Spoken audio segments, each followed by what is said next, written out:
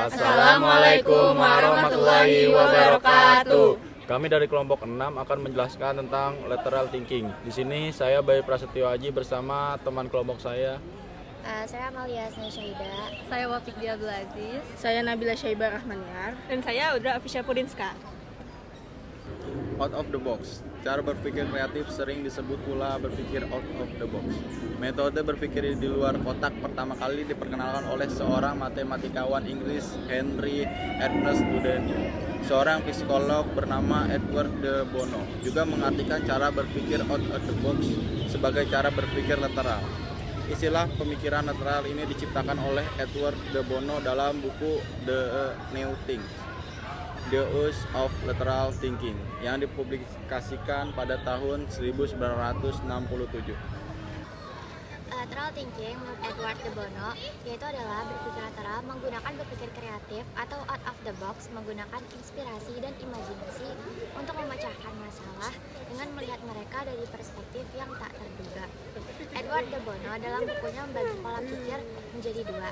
Yang pertama itu adalah vertikal, untuk menjelaskan proses berpikir logis yang konvensional dilakukan secara bertahap berdasarkan fakta yang ada untuk mencari berbagai alternatif pemecahan masalah dan akhirnya memilih alternatif yang paling mungkin, berkaitan dengan pengembangan pola konsensus.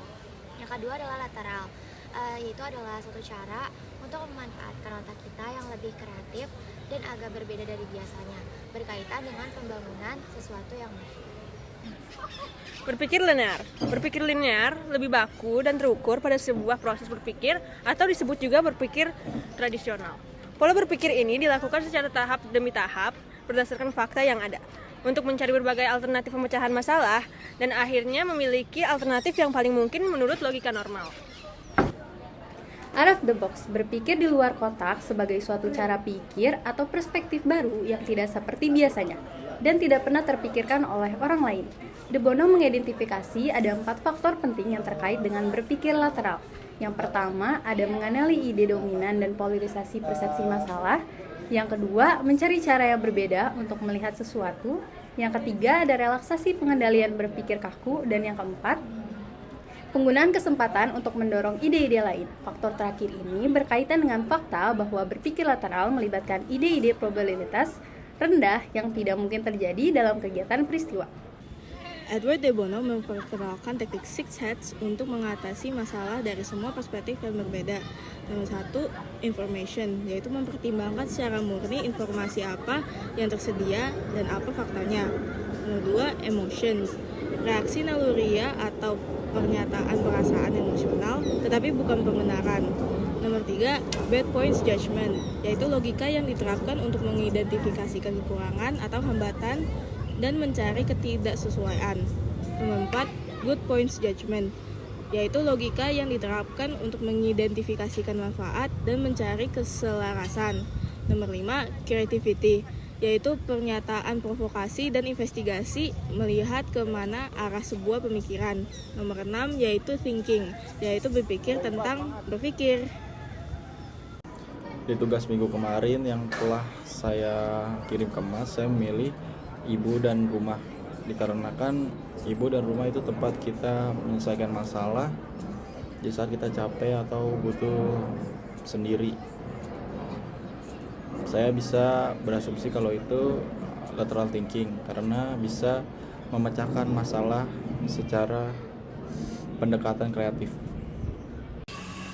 Dari tugas kemarin, saya menggabungkan 2 benda, yaitu pakaian dan botol plastik, dan membuatnya menjadi sebuah barang yang travel friendly. Terus dilihat dari hal tersebut juga, menurut saya sudah termasuk lateral thinking karena kita memecahkan masalah dengan solusi yang kreatif.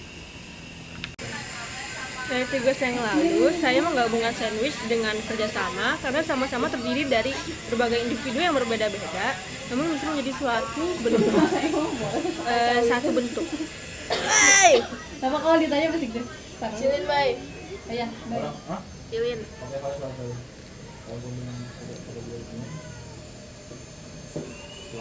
Dari tugas yang lalu, saya menggabungkan sandwich dengan kerjasama karena mereka berdua itu sama-sama terdiri dari berbagai individu yang berbeda-beda namun bisa menjadi satu.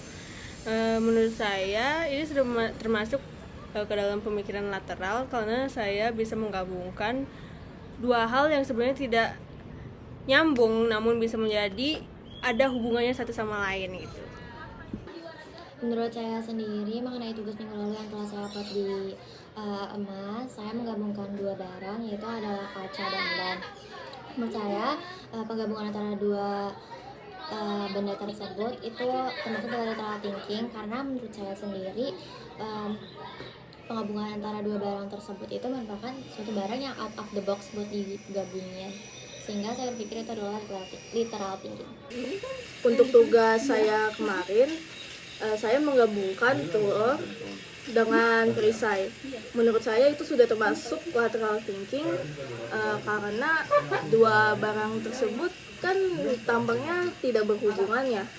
Dengan lateral thinking ini saya bisa menggabungkan dua barang tersebut sehingga bisa berhubungan dengan satu sama lain.